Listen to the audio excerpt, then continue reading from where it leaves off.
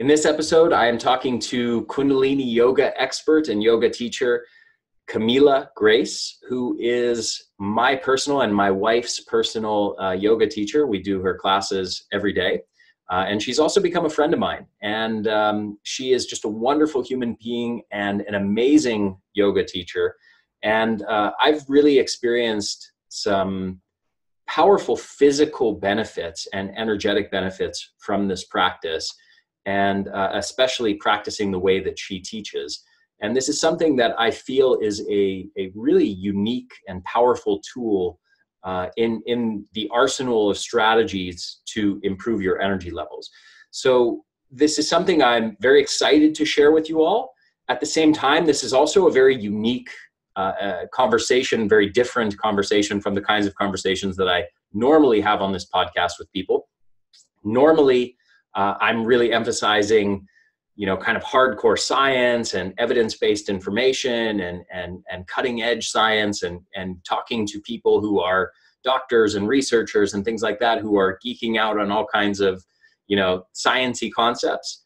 In this case, this is really not a deeply scientific conversation because it's not necessarily a deeply scientific topic. So it's unique in that sense. My goal here is not so much to give a scientific treatise on yoga. It's actually to, kind of talk a bit about the background of it and introduce you to Kimilla. And then also, part of what we're doing in this podcast that's extremely different from any other podcast that I've done is we're actually going to give you a little taste of Kundalini Yoga Practice. So she's actually going to guide you through a brief, I think it's about a 10 or 15 minute practice so that you can actually experience this. Obviously, if you're listening to this in a car, you can't really do it. So ideally, if you can, or whenever you can, let's say if you're listening to the majority of this podcast in a car, come back to the YouTube version of this podcast, find it on YouTube or go to my site, theenergyblueprint.com, and find the YouTube video and actually follow along with that practice. So maybe that's later today or whatever, or maybe it's right now if you're watching this video right now and you have the freedom to be able to do that. So that's really the key element of this. Now, I also want to mention that within a topic like this, something like Kundalini Yoga, which is coming out of a certain ancient tradition and ancient practices, it's using jargon and it's using language that are not the same language that we speak in Western science. And there are concepts and theories and ideas that they're throwing out, for example, related to chakras and meridians and Kundalini energy and, all sorts of sort of esoteric, spiritual, Eastern stuff like that, that is really a totally different language than Western science. Now, having said that, even though much of that stuff is not proven or is not accepted within Western science, and many, people in the Western science model would look at it all as nonsense, the reality is that it is the case that even though many of those things are not yet proven or may never be proven, there's still legitimacy to the practices themselves. And I'll give you an idea of what I mean. So for example, there are things in Chinese medicine that have their theories and the underpinnings of why they've developed those methods revolve around meridians and, how energy is flowing through meridians. And none of that stuff, is the language of Western science. Most Western scientists would brush that all as nonsense. But many of those methods have actually been proven by Western science to work. So as an example, many Chinese herbs, for example, whereas, if you look in Chinese medical texts, they might discuss the mechanism of action of those herbs in the context of how they're affecting meridian flow through the liver or gallbladder or something to that effect. In Western medical literature, they might discuss the effects in terms of anti-inflammatory effects or neuroprotective effects, or how they're affecting the mitochondria, or adaptation to stress and blood flow and, various things like that. So They're speaking a different language, but I want to encourage you all, if you're coming from a very skeptical, hardcore sort of Western science background, to not be so quick to brush off these things, because even in a case like meditation, like yoga, even though they're speaking the traditional languages that these theories have been built on, and the languages that those traditions speak is not the same language as Western science. The reality is we now have lots of science showing that, you know, meditation and various forms of yoga and breathing practices like those done in Kundalini yoga actually do have profound effects on the brain and the body, and, you know, the central nervous system, and you know, as far as vagal stimulation and decreasing stress activity in the central nervous system, hormonal effects, mitochondrial effects, enhancing the cardiovascular system. You know, there's all kinds of layers of benefits to these practices. And so science, Western science, is really just starting to uncover, as we're testing these things, starting to uncover all the sort of layers of how beneficial these practices are. But I will tell you firsthand that even though, again, that these practices don't speak the language of Western science, they are incredibly beneficial. I've experienced the benefits in my own life. I recommend these practices to pretty much everybody, and I think they are an incredibly important tool in your arsenal for overcoming fatigue and improving your energy levels. So with that in mind, and with this long, unusually long intro that I've given here as background and context for understanding this whole podcast, I want to welcome you and introduce you to Kimilla now. And I hope, again, that you will follow along with this, the practice at the end of this podcast, and actually, you know, set aside 10 or 15 minutes to actually follow along and do this and have your first experience with Kundalini Yoga. So with all of that said, enjoy the podcast.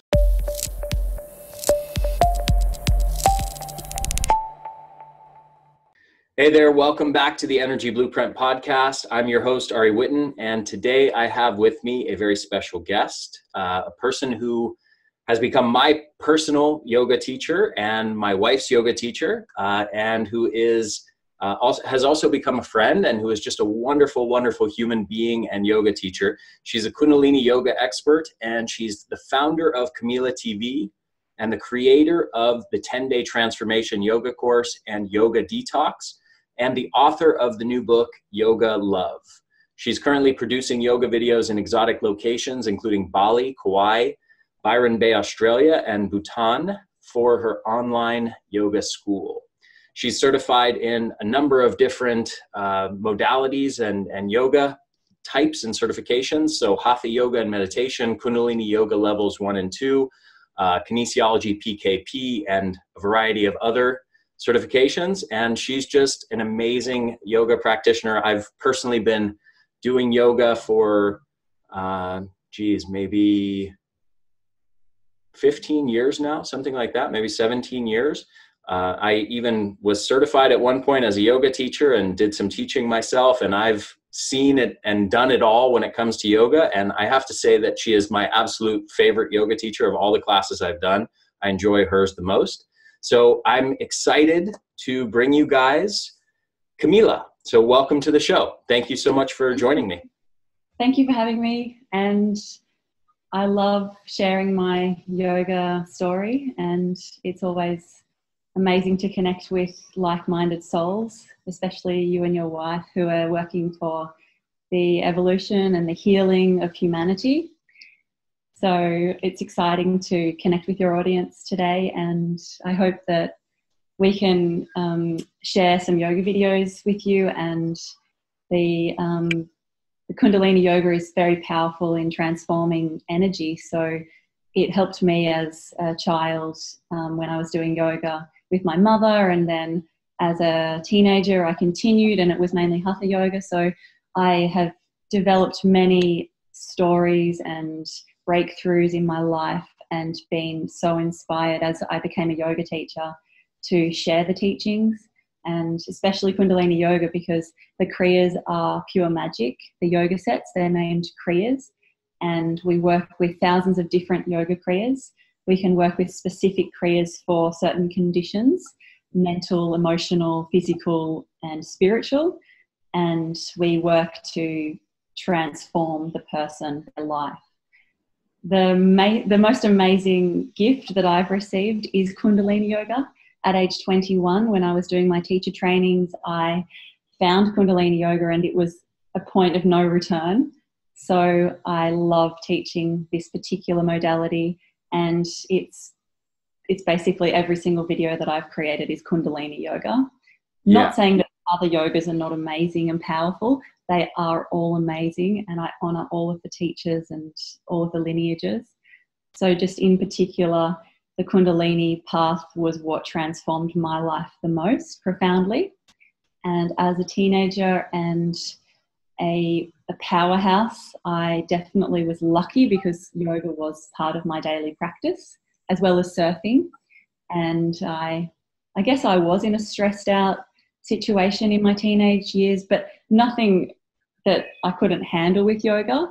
And I did turn to yoga. Let's talk about that, because one of the things that you mention in your bio is that Kundalini Yoga, or yoga, when you were a teenager, saved your life, and you use that word, saved your life. So I would love for you to just kind of talk a bit about your background and your story and how you got into yoga and how it saved your life.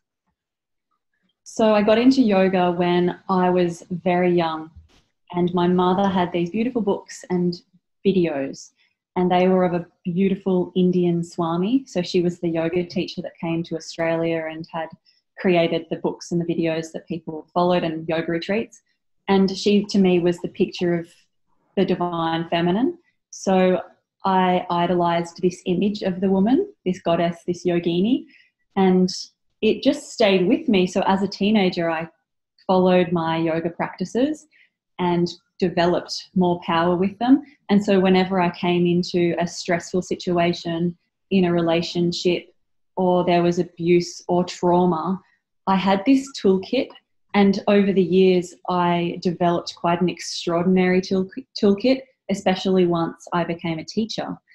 So there were major traumas. I guess they were a gift, because having received the tools, I could then master these traumas by transforming them into empowerments. And as a teacher, I saw lots of people, the students were carrying similar traumas, major abuse, whatever it was. And I knew that these kriyas of Kundalini Yoga were designed to bring their mind and their body back into equilibrium and bring them back to their power. So the Kundalini energy is the energy of you, your creative essence, your totality, your infinite potential. No matter what dramas are going on, what traumas are going on, what chronic illness you have, it can activate your consciousness, your energy, and make you feel balanced. So it's a great boost. And it's a daily commitment. Once you start and you continue daily, that's when you start to see the results and the unraveling of these layers of trauma and stress and illness. Yeah. You know, from a scientific perspective, there's a lot of research around what are called adverse childhood events, or, you know, it's basically childhood trauma of various kinds. And it could be, you know, as serious as physical and sexual abuse, or it could be neglect or verbal abuse or something to that effect. But there's a lot of research linking those adverse childhood events and childhood trauma with illness later in life, and with, you know, chronic disturbances, for example, in the function of the stress, the hormonal stress response systems, or the way certain brain regions are wired, and, parasympathetic nervous system tone, like kind of how, whether you're more in the fight or flight state, or the relaxed rest and digest parasympathetic nervous system. And so there's a lot of kind of layers of research of how this affects us on a physiological level. But I'm really curious if you don't mind sharing a bit of, and feel free to not answer this, but I'm just curious if you're willing to share a little bit of, you know, kind of what specific traumas that you dealt with in childhood. So I definitely was traumatized from parts of childhood and the teenage life. And I believe that a lot of the traumas and the imprints are occurring during the time in the womb and preconception and conception and the birth process. But funnily enough, I just had a dinner with the midwife who witnessed my birth, and she shared the experience that it was such divine energy and how beautiful the birth was. And my mother had told me my whole life that when I was born, she thought I was an angel. And I've always been blessed by that imprint. And it was funny and ironic that my mother was the person that later on had this difficult, abusive type relationship, and I ended up leaving home because of it very early. And so that was her relationship with a male partner? No, it was actually toward me. It was projected onto me. I see. And so I was managing this for a long time and trying to help and transform and fix, and it kind of felt like I was the mother. And her addictive behaviours and her patterns of abuse and her traumas that were unresolved from her childhood were being carried through and projected onto me and my siblings, and my father. So that was what I learnt through her being a mirror to what is possible. And it was extreme because this was another gift. She would go away and do yoga retreats and transform herself and come home, and I would see that she'd transformed. And I'd have hope and I'd think, wow, I've got this amazing mother. But then after a while, it would revert back to the traumatized mother. So that went on and on and on, and into my 20s that continued. But in my 20s, I had the tools and I set boundaries, and I created so many ways to manage this sadness, this depression, this trauma, and this abuse, so that I could live my life and follow my dreams without feeling like I had been completely wounded. And many of the processes that I did with the yoga, the meditation, and the psychology training were based around the relationships that I had with my parents, because I think they were the ultimate imprints. And yes, I agree with you that we are always going to be processing those imprints from childhood for our life. Discharging any of those charges so that we are in a neutral state, and that's pure presence. That's how we feel when we're in our heart. That's how we feel when we're following our truth, when we're just neutral. Yeah, beautifully said. And so yoga came into your life and really kind of showed you the path through all of that, and helped you navigate through it and kind of release some of that trauma and that stress and get to a more peaceful place in your life. Yes. Maybe it was because I had experienced abuse. I'd then also attracted more experiences that would have been extreme traumas for non-yogis and could have caused like a string of tragedy. But I always converted it into this transformation and positive experience. So traveling around the world at a young age and having experiences I had to transform because they were so dark were, in my opinion, the ultimate gift and testament to the teachings that I'd been given working.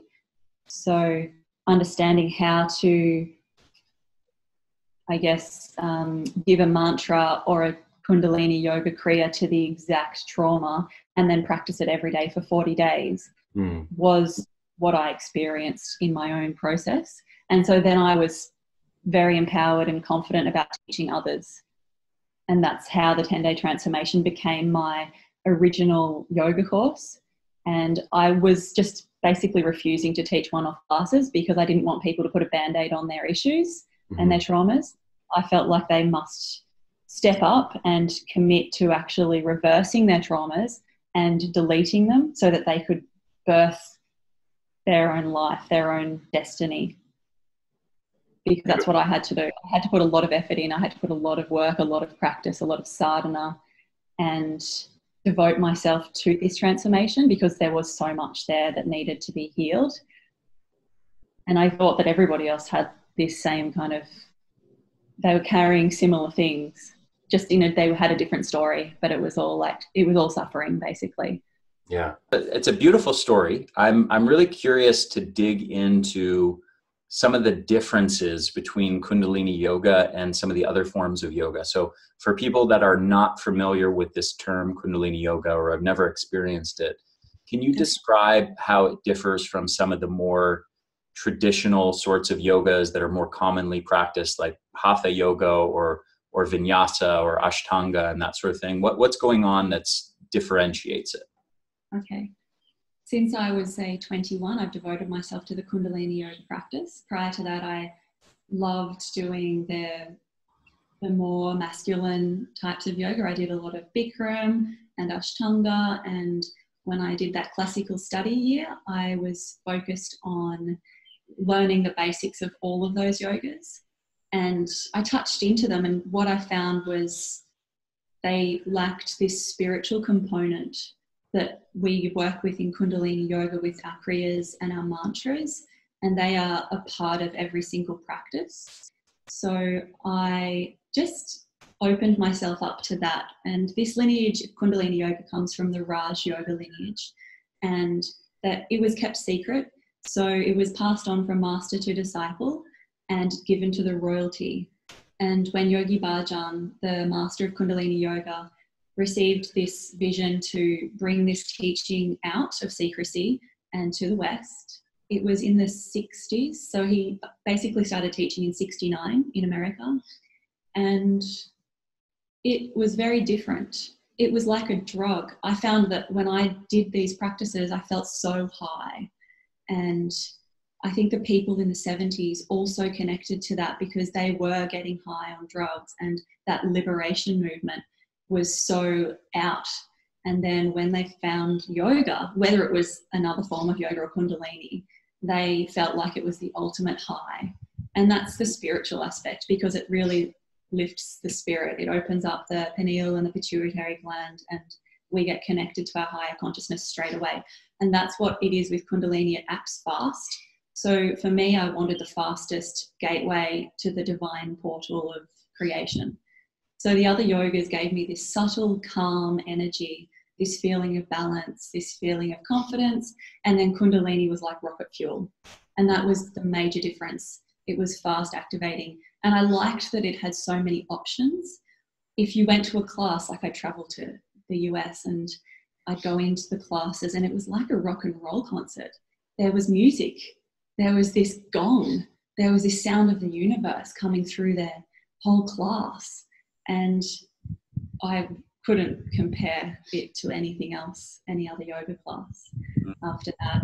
So that's where I got inspired, and I brought it back home. And there were a couple of teachers in Australia, but nothing radical, because it's very much, it's very conservative.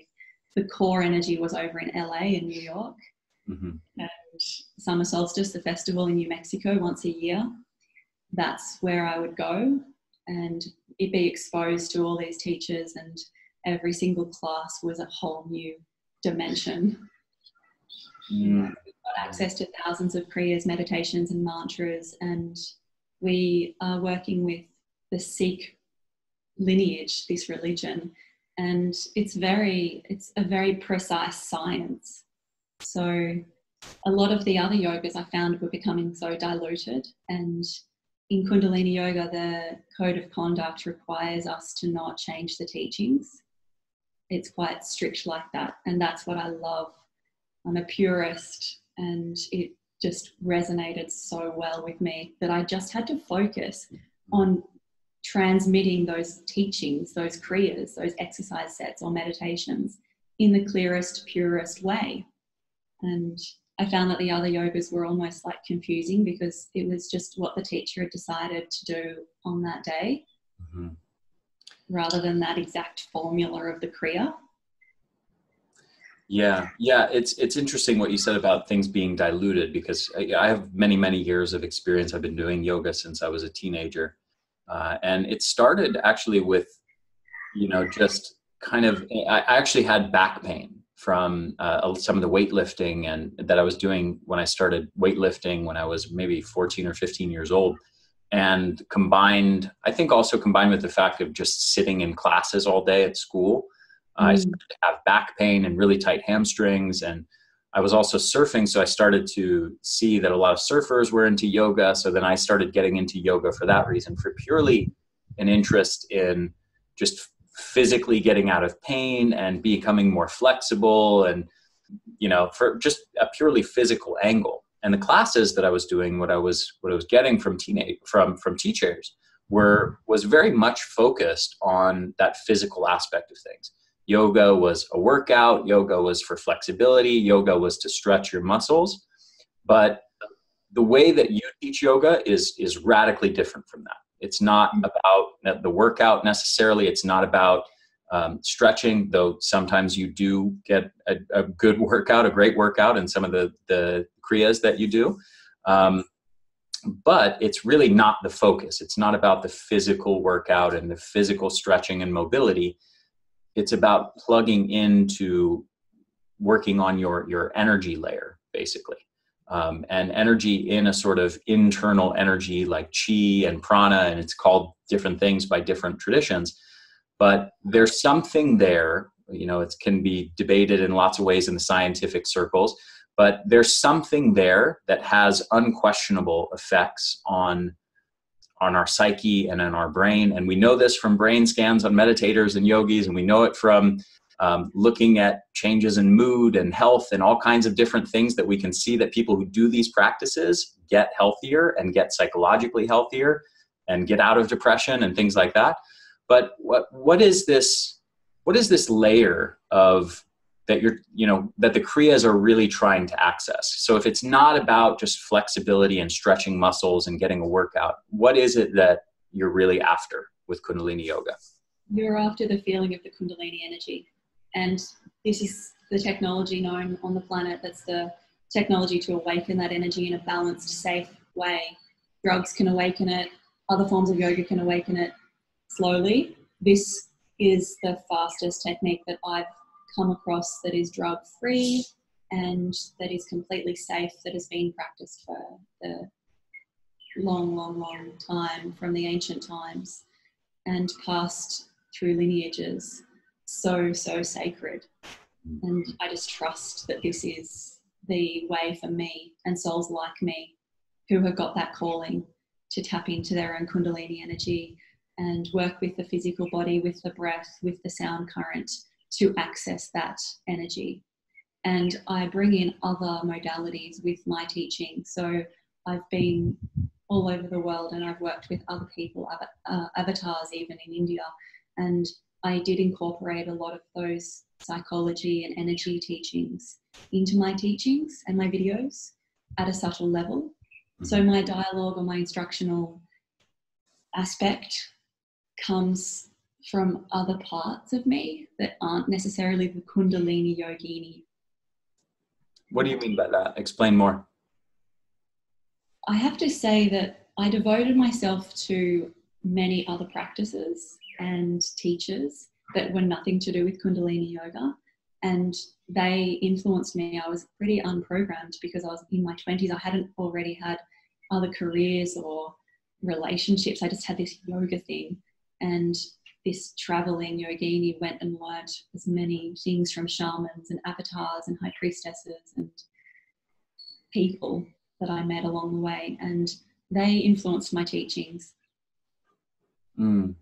So one of the things you do in your videos is you have videos of you teaching, and then separately you have videos of you kind of just sitting in a meditative posture and narrating them, and then you edit it in a way that you kind of switch back and forth so that the narration matches what you're physically demonstrating. Is that kind of some of the reason you do that is because it's almost like two different ways of being, two different kind of parts of your brain? Yeah, there's the teacher aspect and then there's the yogi doing the demos, and it's really important that you're involved as a teacher at that level with the person, physically and then energetically. I don't know, there's something about when I'm teaching a class that I love the instructional aspect, and I also love the music, and the videos were a learning curve. So they were a complete experiment, but I had this vision since I was 18, and I even went to film school at Sydney Uni because I knew I had to do yoga videos. So it was just this journey of finding anybody that would hold a camera and shoot me. And anywhere I was, even in Bhutan, like that happened in such a cosmic way. And it always came out that the best video was all about the instructions. Yeah. Yeah, it's beautiful the way you do your videos. I mean, you film them in gorgeous locations, and you're obviously a beautiful woman, and so you're pleasant to look at as well, so that helps. But you edit them in a beautiful way. Like everything is just beautifully done, from the location to the way that they're narrated. Like it's a pleasure to watch them and do them. Yeah, no, it's really, really well done. But yeah, again, I kind of want to come back to this thing, because I've even done I've done Kundalini yoga from a number of other teachers. Yes. And one thing that I see that really differentiates you is so many other people are caught up in the physical aspect of what's going on and kind of give instructions on that level of whatever you're doing in that particular kriya. But you're very plugged into the internal aspects of where are you putting your mindset, what sort of attitude and emotion are you taking to it, what are you doing with your awareness and kind of the movements of internal energy and your internal focus or external focus. Sometimes you keep your eyes open in some postures, and also the bandhas, the sort of internal clenchings of muscles in order to stimulate movements of energies. Yes. I'm just curious to hear, I mean, that's kind of my perspective on that, but can you shed some light on, maybe that aspect of things and kind of the importance of those layers of the teaching beyond just what's going on physically? Yeah, when I'm in that role of sharing instructions, I just get guided to be in the energy of the practitioner, the audience, and then speak from their perspective to their mind, so that I can cut through the mind and its distractions and sabotages, and then inspire them to create their ultimate practice. So it's always dictated from a different place. I don't script anything, and I don't watch any other yoga videos, so I'm not trying to copy anybody or duplicate anybody. And I find that that's kind of rare. That's pretty much me. I actually like to just keep things very natural and see what happens. And I like to be put on the spot and feel like I'm on the edge with no preparation, but that's when the divine can come through. I haven't preconceived my potential in any limit, and then I have this unlimited opening or gateway to access. Because I don't have any attachment to how I perform or what I say or what I look like. I just throw it all together in the most natural way that I can. Yeah, beautiful. So on a practical level, for people that are unfamiliar with maybe yoga entirely, or the sorts of yogas that we're talking about here that go beyond just physical stretching and mobility, and go into the sort of energetic and spiritual aspect of things, what do you think how would you best describe some of the benefits that someone would get on a practical level? Like, again, speaking to people that are not already doing this, what have you seen as far as, I guess, yourself, but also a lot of the students that you've had, as far as how they've grown from doing this sort of practice? Yes. So definitely flexibility and the connection of body, breath, mind, and spirit. And that's pretty much a mainstream conversation these days. It's not that out there, but because yoga does connect us to our body and our energy body and the spirit, and we find our intelligence after we've sat and gone into calmness and gone into that meditative mind where we sit as a neutral being, we have access to our truth. So on the practical level, I would say that that's why we do these practices. We calm the mind, and then we sit in stillness at zero, and we want to access that point of nothing where we can experience everything that we possibly could be, and we can receive a vision. We're not distracted. we're absolutely open, we're awakened in that moment. Mm. And we don't have to be in India or Bhutan. We just have to be doing it anywhere at any time that we need it. We use it as a practical tool to shift our energy. So rather than a religious mask, it becomes just this everyday game of energy, and you play the game right and you're going to have amazing energy that day. You can combat any negative forces with this. It's so easy. Yeah. Yeah. You know, I'll speak to what I've noticed too in my personal life, which is certainly that it impacts physical energy levels after you do it. Like, just, you feel energized and you feel so much vitality in your body from doing these practices regularly. And even immediately, you know, you feel it immediately right after doing it, during doing it, and certainly for hours after. The mood changes. You know, when I go a couple days, you know, I was just down in Mexico for a business event for a couple days, and there were a couple days where just the timing of the schedule that day, I couldn't get in a class, one of your classes during those days. And I feel it. I feel that there's more tension, there's more anxiety. My mood isn't as positive. I'm not as energized as I would be. And so you feel those sorts of subtle things. And, you know, I also know of, this is actually kind of a friend of a friend, but her name is Kelly Brogan, and she's a psychiatrist here in the United States, and kind of a holistic psychiatrist. Are you familiar with her? No. Okay.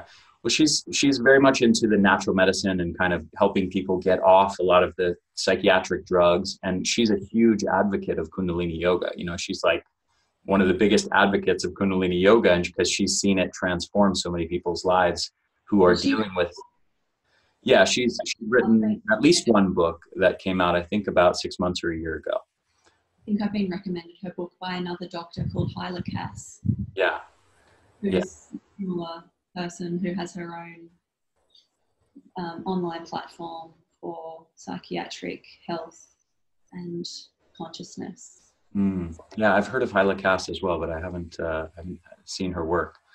But yeah, I mean, it's just fascinating kind of how word is getting out. And, you know, it's interesting. There's all these kind of layers of the practice that you're talking about as far as the energy and Kundalini and tapping into sort of creative source energy and feeling prana in your body and kind of all those layers. But there's also these very sort of practical everyday benefits of better mood and better energy levels and better brain function and focus and, you know, all that sort of stuff. Yes. This year I've had my head down. I've been studying kinesiology. So my whole focus now with my new videos will be sharing the dialogue. Will have a lot of kinesiology and Chinese medicine techniques that'll come in around the meridians and how they affect our organs and our emotions. And I find that in my yoga training, there was like a missing link. It's almost like a piece of the puzzle that was missing. And so I found it during this study of kinesiology, and it's brought so much inspiration to return to making videos and add a new dimension of teaching that isn't out there. Like your friend, the psychiatrist, how she can go and specialize and teach people with that.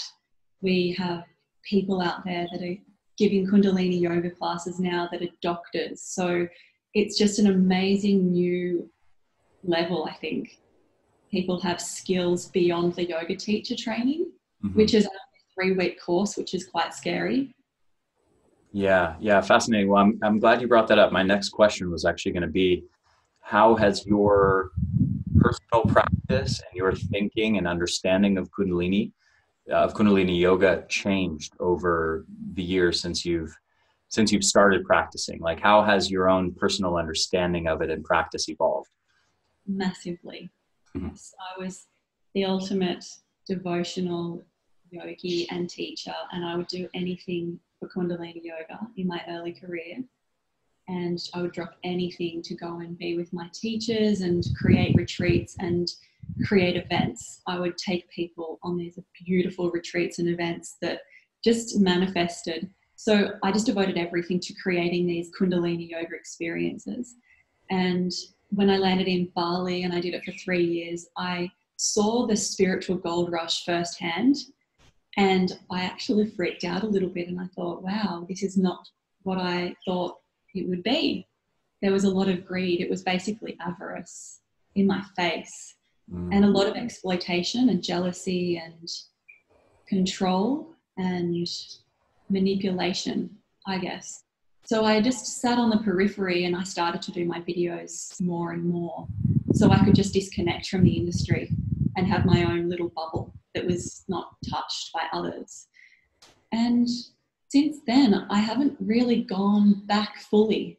It's like I've kept my distance, and then it gave me more space. I wasn't all consumed by it, and it's given me this space to explore so many other things and expand myself as a woman. And I let go of it. I did definitely let go of it. And you let go of what? Of the identity of Kundalini Yoga. I felt that I needed to. And then I realized the programming that had come through the lineage to me. And I also let go of that in a graceful way, because I still love it and am so grateful for it. And I also feel a little bit contracted when people come to me and ask for my advice about teacher trainings, because I'm in conflict there because of the programming and the religious thread that is seeping into everything on the planet, not just in Kundalini Yoga, but in all teachings. There seems to be this dogma, and the practices I feel are so divine. The people that are in the communities are a mixed bunch of people, as in all communities. You've got the hierarchies, you've got the high rollers, you've got the people with the biggest online platforms controlling everything. So as we know, where is the authentic gift in this? And I just encourage people to just do their sadhana, and that's their daily discipline, their practice, and that's where they find their gold. Doesn't mean drop everything and go and become a teacher. If you get the calling, by all means, definitely follow it. But I also feel that it can kind of take people down a path that is something they might get very confused with. Yeah, you know, there's also one thing that I've encountered a lot, because I've, you know, as having done yoga for many, many years and been in a lot of circles of yogi practitioners, there's also a layer of spiritual narcissism, of people whose egos get inflated. And I think it's in a really insidious way, because these are often people who are proclaiming that they don't have an ego and that their ego is smaller than yours, and, you know, but it becomes like almost a pissing contest of who is the most enlightened. And so there's this really insidious form of narcissism among a lot of people in those communities, where they don't even realize that they're narcissistic. So I definitely agree with you that there are certainly people to be avoided in those. I try to say it in the most gentle way, but that's what I'm getting at. Yes. And it breaks me when I have these innocent young women on Instagram or on YouTube come to me to say, I want to do what you're doing. And they have this image and this ideal that being a yoga teacher would be so wonderful. And I just share with them, I honestly say, please only follow this if it's something that you feel is your calling. It's a serious game of ego. Yeah, definitely. Oh God, just interesting. Yeah. I've got a long journey of dealing with it. Yeah. So one other layer to this that I wanted to get into is to kind of describe the flow of Kundalini, like what it feels like in your body, and kind of like what it's doing, I guess, on a you know, what it's doing on a physiological level. And you don't have to get super sciencey on me. You can kind of keep it in the more mystical aspect of things, but kind of what it's helping you actually do. Do you think I have a scientific bone in my body? I don't. Well, I said the word physiology, so I didn't want to go, Let's see. to make you feel like you need to start describing anatomy and the function of the liver and that sort of thing. It depends on what state you're in as to what effect it's having on you in that moment. And it also depends on what technique you're working with to know which part of you is going to be energized, balanced, activated, stimulated, exploded, unblocked. So I believe that it has a divine intelligence, your Kundalini energy, and it'll go into you to the place that it needs to go, and it will shift energy and clear a pathway and connect pathways that may have been disconnected or traumatized. So as a person breathes and expands their lungs and goes through the movements, the spine, whatever they're working with, each meridian is connected to an organ, and you're going on an elemental level, you're going on a chakra level, you're working at the 10 bodies. In Kundalini Yoga, we work on 10 bodies. The physical body is one body of 10. So it's just such a multi-dimensional function. And that's why we use it, because you're covering all your bases. It makes sense because we're so busy and life is so precious that let's do our yoga practice that has the maximum impact and makes us feel like we've done the highest thing we could have for our activation of our true self. Yeah. And if there's a day that you miss your practice, as you said earlier, you kind of feel it. It's almost a little bit of a self-sabotage when you're relying on that energy activation. So yeah, it gives you that edge. It gives you that sense of self-victory. And I think that is the biggest asset. When you've got the feeling of self-victory, you're covered. Yeah, absolutely. Protected, you know. Yeah. I actually remember now what I was going to ask you when I spaced a minute ago, which is, you were describing how you've kind of disconnected from the community. You don't watch other people's videos. You don't really go to the retreats anymore, that sort of thing. I was thinking as you were describing this, what you're describing is kind of a transition of you realizing that you're ready to teach, that you have enough mastery over the material that you kind of transition from a seeker, and where the power is externalized, you need to get this information and this wisdom and this enlightenment from other people outside of yourself, to you realizing that it's basically within you and you have the tools necessary to access it. And now you're transitioning into a teacher. Sure. Yeah. But at the same time, I think it takes a lot of courage to make a transition like that, and to kind of pull away from the herd and say, and kind of declare to the world, especially publicly, online to the whole world, instead of just sort of your local yoga studio, but to declare like, hey, I'm a teacher. I have mastery within Kundalini Yoga. I can share this wisdom with you. So how was that process like for you? So it's been gradual. Because I'm a sensitive being, I didn't want to release my videos for a long time, the first layer of them. And I took my time, and I'd let the calling come through of when I could share the next thing and expose the next thing. And it's even like my book, I've been sitting on that for 3 years and I'm only just about to release it. So I'm not in a hurry. I'm not competing against anybody, and I'm just happy to be in my own process. So I guess I came through Kundalini Yoga in such a rapid evolutionary way as a young teacher that I lost my own focus because I was so devoted to it. And then all of a sudden I was just given this freedom. Everything just ended. I thought, oh, I'm exhausted. I felt this is what I felt like. I felt like I was babysitting adults all the time. I really did. Like, I was just exhausted from being that person and pumping everybody up all the time.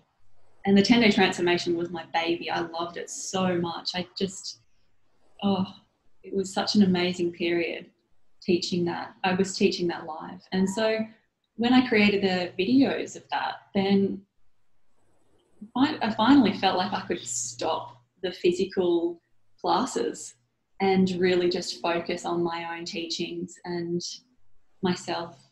Yeah. I definitely had support from all of the yoga teachers around the world, and I love them all, and they're all different levels, and I don't consider any of them greater or lower or anything, but I just now realize that I'm not inspired by them. Whereas I used to draw on their teachings as inspiration.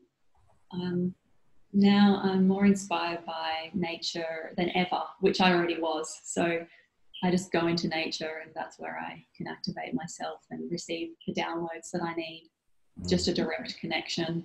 Even my sadhana changed dramatically from really early morning, disciplined, militant, great sadhanas. I was just thinking, how did I used to do that? So it changed. The way that I accessed my own practices changed, and I found that the energy was there permanently as well. So I did the toolbox as my rescue and as my lifeline to feel radiant and feel magical and boost me. It was already there. That was cool. So describe that transition. How did they change? Like, so you had kind of an early morning, more militant practice, and what exactly changed? I was up at 5 a.m., 4:30 a.m., doing sometimes 3 to 4 hours in the mornings for a very long time. And then throughout the day, I'd do more practices, and at night, I'd do another one. Wow. And I was a little bit like a monk, but in the real world, just doing lots of practice and living like a normal young woman, working and having fun. And I was very, very straight, obviously. And yeah, I just focused on that. A lot of my friends were out getting married and having babies, and they were in their 20s. And so I just decided that I was focused on my career and just my practice, my spiritual path. So yeah, the transition just came when I let go of it and let it happen naturally, without forcing it, without the alarm clock, without, you're not a proper yogi if you don't do it in that way, that Kundalini Yoga program way, where you're judged if you're not doing things a certain way. So yeah. Yeah.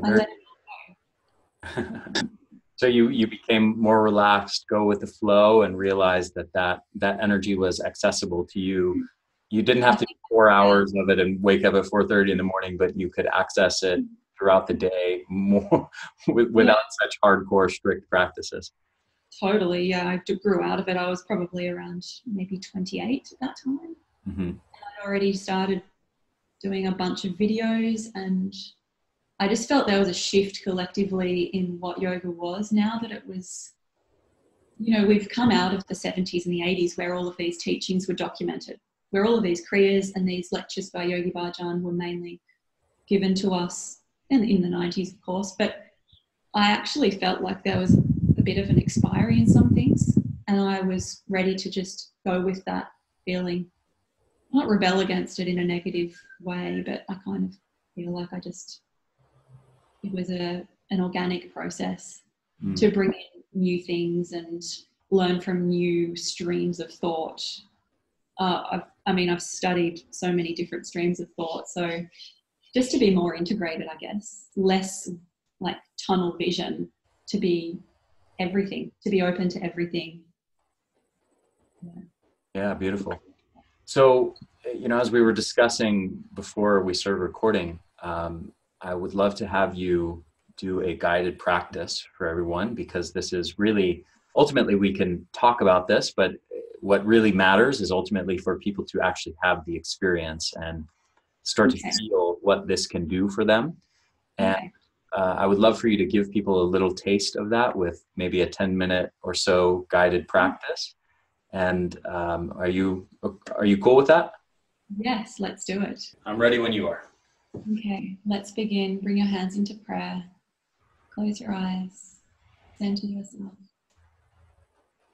Let go of the mind. Return to the heart. Take a deep breath in through your nose. As you exhale, let it go. Relax your shoulders. Sit with your spine straight, your heart open. Take a deep breath in. And as you exhale, relax deeper inside.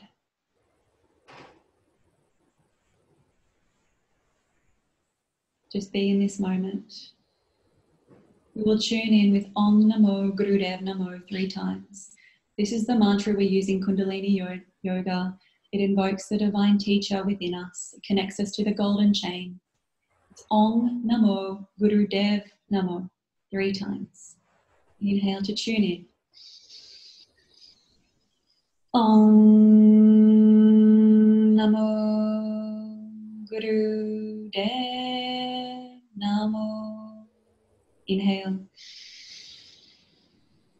Om Namo Gurudev Namo. One more time. Inhale. Om Namo Gurudev Namo.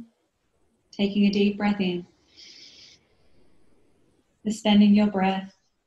And as you hold this breath, set your intent for this Kundalini Yoga practice. Create your highest vision for yourself. Whatever it is you wish to create in your life, think about it and feel it in every cell of your body. And project this vision through your third eye at the center of your eyebrows. As you exhale, relax your hands down to your knees and open your eyes. Let's begin with Ego Eradicator. It's to energize your aura and stretch your arms to 60 degrees, elbows straight, thumbs are up, and your fingertips are curled into the pads of your fingers. Your eyes will be closed. You will breathe through your nostrils. As you exhale through your nostrils, you pump your navel to your spine.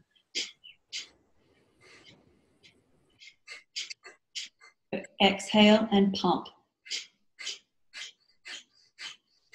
Eyes closed.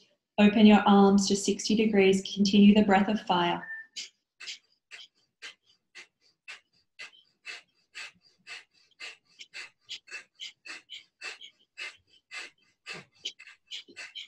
Continue the breath of fire. Keep extending your arms through your aura, connecting all those energy centers, all those meridians. Keep breathing through your nose and pumping your navel. Open your heart center.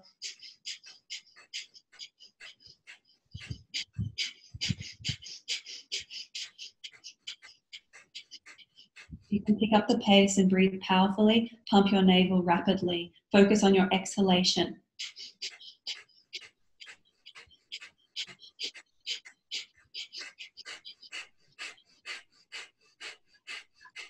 Breath of fire. Continue this breath of fire. 1 more minute. You're going to purify your blood, energize your aura, your electromagnetic field. Lengthen that field. Let it surround your body. Let it radiate your essence.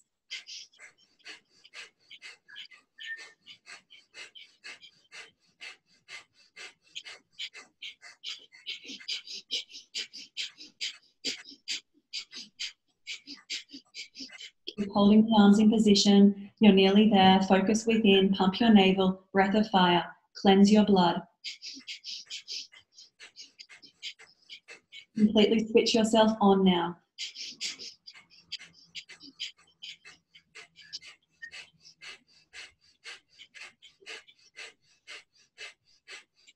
Okay, inhale.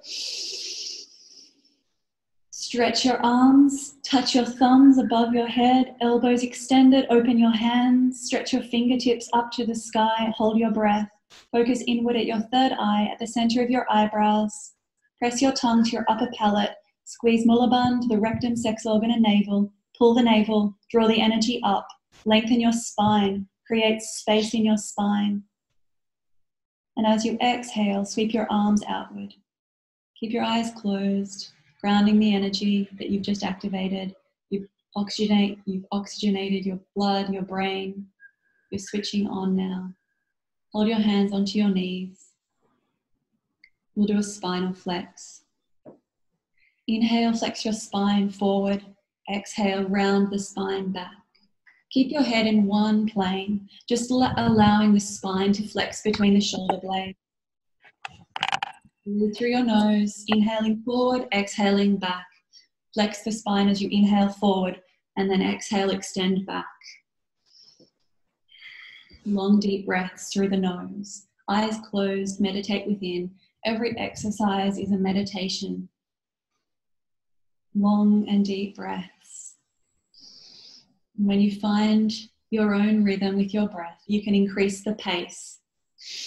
Move powerfully. Dynamic movement stimulates energy.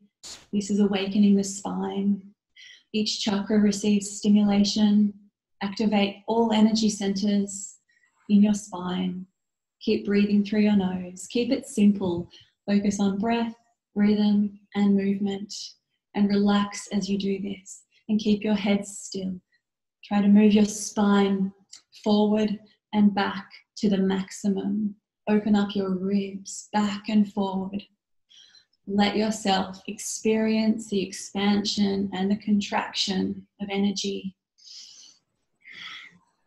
Breathe deep from your navel. Breathe powerfully.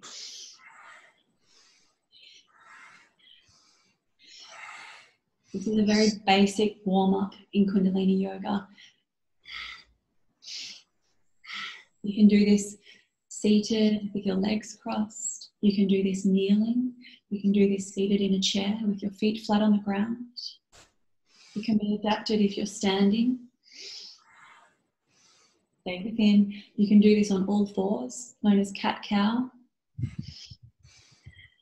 Focus now on your breath. Circulate the Kundalini energy through the spine. Try to wake it up. Your Kundalini energy is your creative energy. It's your infinite potential. It's the energy of you and your totality. Find that energy now and breathe with that energy. Let it fire up. Powerful breath now, powerful movement. Don't hold back.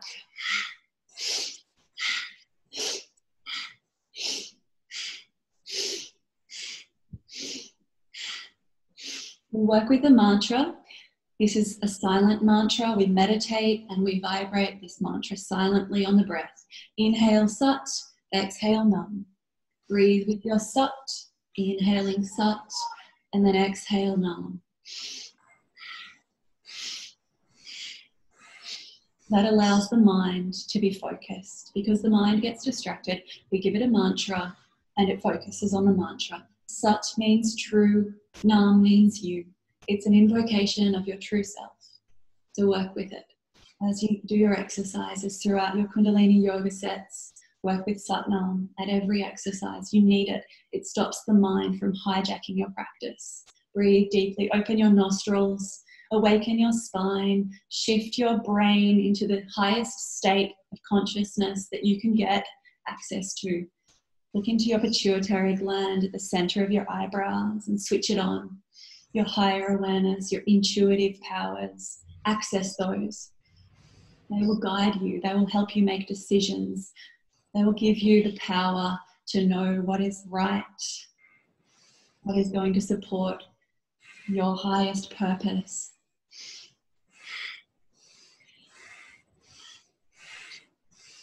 Now inhale, center.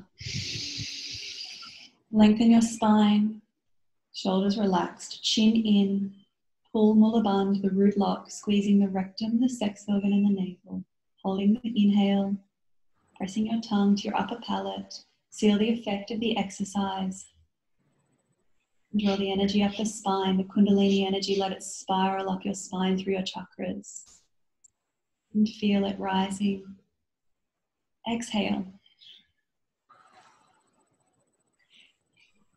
Moving up the spine into the thoracics and the heart, placing your hands on your shoulders, fingers in front, thumbs behind. Elbows are out at shoulder height. Another simple warm up. Inhale and twist left. Exhale and twist right.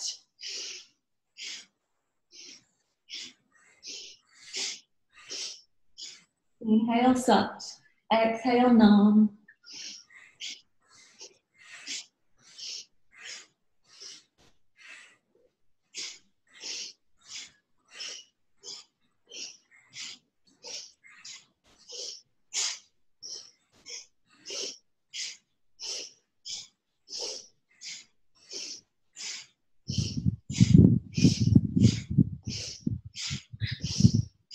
Inhale, center. Hold this. Let the energy rise up. Apply root lock. Squeeze the rectum, sex organ and navel. Seal the base. Pull the navel.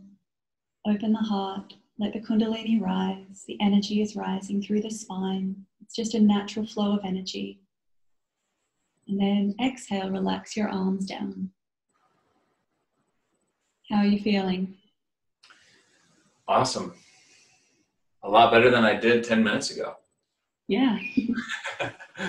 Energy boost. Yeah, that was beautiful. Yeah, there's something special also about the breath of fire, which to my knowledge is not really practiced in any other form of yoga that I know. I mean, maybe it's part of some pranayama techniques, but certainly not really integrated in any other forms of yoga's classes that I've been to. It certainly enhances the energy shift. Yeah, it's beautiful. And I think the breath work practice too also, I think, just builds the lungs and the respiratory muscles in a way that probably boosts the efficiency of breathing the rest of the day and allows you to oxygenate your cells more efficiently. Absolutely. It's doing an infinite thing for us. I'm so spaced out now, so I'm glad we did this at the end. Yeah, that was a beautiful practice. Thank you so much. And I was actually amazed at how well you're able to integrate the teaching cues while you're doing the practice. It felt like I was practicing one of your videos, apart from the lack of the beautiful music that you edit into your videos as well. Oh, I wish I could have licensing to all the music. Music licensing, that's an issue. Yeah. So I hope everybody listening just got practiced, first of all, did that practice along with us and felt, or at least got a little bit of a taste of what this can do for you and how good it can make you feel. And if this was your first time, you might have been a little overwhelmed with some of the aspects of it, you know, the mula bandh and some of the rhythms of the breathing and how you synchronize it with the body and the mantra. It might have been a little bit too much for you if this was your first time, but I promise you, after you do this for literally 3 classes, 4 classes, everything becomes very much second nature. So Kimilla, that was amazing. Thank you so much for doing this interview. Obviously you have a whole bunch of videos on YouTube that are accessible to anyone, but you also have a couple of courses on your site, and I know you have a book coming out. Can you talk about your courses that you sell on your site? Yes, the 10-day transformation is the course that I've been teaching since I was very young. And when I created the video course, I shot live in Bali, one of my live events, and filmed this beautiful journey. And it starts on day 1 with an activation of an hour class, and it, I guess, eases beginners in. And by, as you said, by day 2 or day 3, so your 3rd class, you're pretty confident with the technique. It is different to other yogas, and you're working with dynamic movement, breath, mantra, and activating energy in a fast capacity. It's 10 days of 1-hour classes. So you receive the videos in your inbox and you do those videos at the time of day that you can fit it in, and you go through that process. The final day is a complete rebirth. You can imagine doing 1 hour of that technique, 1 hour of Kundalini yoga a day, and experiencing multiple kriyas, yoga sets, and meditations. You get a huge overview of what is possible and all of this technology is kind of filled up in my courses. I maximize the teachings. I cram in as much as I possibly can in those 10-day transformations. And the new course that I'll be launching is a detox. It's Kundalini Yoga with kinesiology. And the kinesiology videos will enhance the Kundalini Yoga videos. They're energy balancing techniques that you can do on yourself to stimulate the meridians and certain points in the meridians called acupressure points. So these points are like release valves of stress and tension and toxicity in the body. And when I was studying kinesiology this year, I was blown away by the points that we could work with, and I combined them with liver detox. And the liver flush is a protocol that I've been using for many years. So when I would do the flush, I would do the points leading up to the flush. And I realized that the flush was more successful and was enhanced by stimulating certain points in the meridian system. So I decided that that would be a fun and effective course to teach. I'm very passionate about that. So that's the new course, and it's still being edited. The book I shot the images 3 years ago, and I was inspired to share the most beautiful part of Kundalini Yoga, which is the teachings for the heart chakra, because I believe that humanity is shifting to the heart, and we're welcoming all beings to that awakened space of the heart. And these are the sets, the kriyas, the meditations that specifically focus on heart chakra, heart meridian, awakening that vibration of heart consciousness. And I've added a few personal stories in the book, but it's mainly practical yoga techniques, and it's like a yoga manual. It's beautiful. Yeah. Actually, my favorite video of yours, the most favorite class that you have is the one that you call Green Energy of the Heart. That's it. Yeah, I love that practice. It's beautiful. I have actually 2 practical questions for you before we end. One is, some people in my audience, my brand is the Energy Blueprint. So a lot of people that are listening to this have fatigue, either moderate amounts of fatigue, and they're relatively healthy, and they're looking to sort of get to very, very high energy levels and be functioning at their best. Other people have severe fatigue, chronic fatigue syndrome, and are looking to just get back to normal. One aspect of some of these practices, some of the kriyas, is they can be somewhat of a workout, somewhat physically energy intensive, and also you in particular go for a pretty long time in some of the postures. There are cases where even I'm like, how the hell is she still going? I'm worn out here.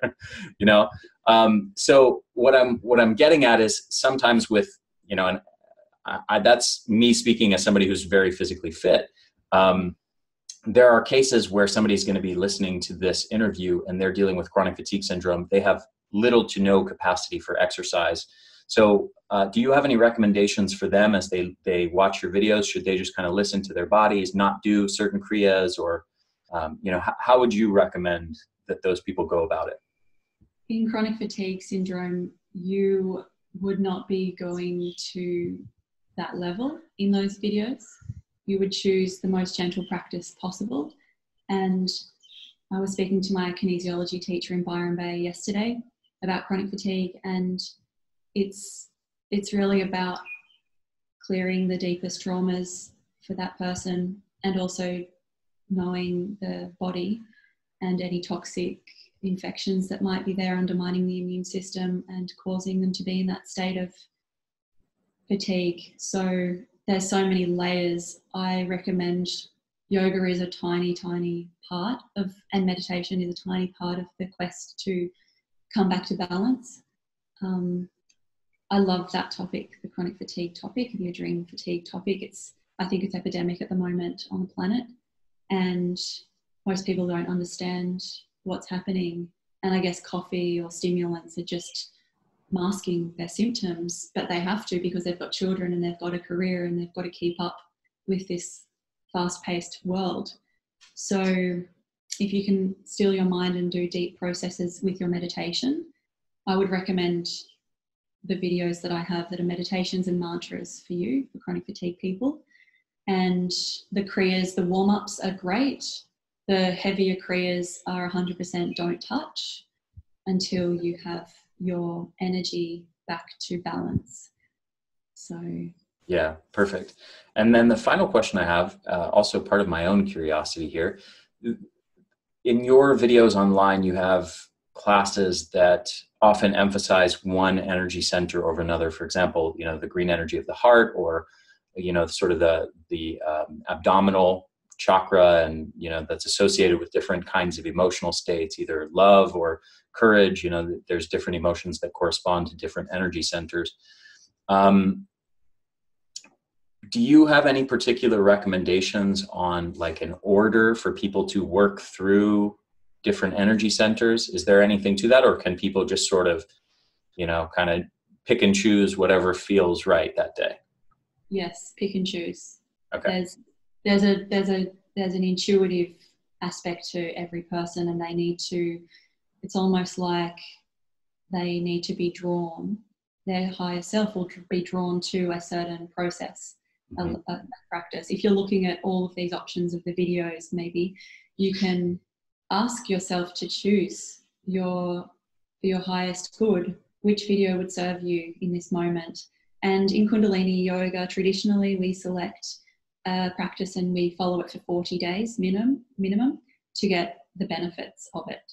So that's up to the person. If they wish to go deeper with one practice, you can start with 40 days of that. Have you done a 40-day practice, Ari? I have not done 40 days of just one class. No. Okay, so on a practical level, if you felt inspired and, as I said, that intuitive voice said to you, this practice is the one I'd like to do every day for a while, see what 40 days feels like. Okay. It doesn't have to be a religious commitment. See what it feels like, and if you go through something for 40 days, it causes a shift to happen. And then the old yogis will do it for 90 days or 120 days or 1,000 days for mastery. But I think we can become masters way quicker than that. Yeah. Awesome. I'm going to try that. And I think I'm probably going to go with green energy of the heart. That's such a class. And chronic fatigue, that's totally fine as well for people that want to know which videos could work in that. If they still want to do exercise, walking and gentle exercise as yoga is totally beautiful. Restorative yoga is absolutely amazing. Yoga Nidra is the best thing for chronic fatigue. Yeah, I recommend that a lot. Of course. Yeah. Beautiful. Well, this has been so fun. I'm so excited to get this out to the world and share your message and your beautiful teachings. As I mentioned to you before we started recording, my wife and I are absolutely addicted to your classes. We do them together every morning.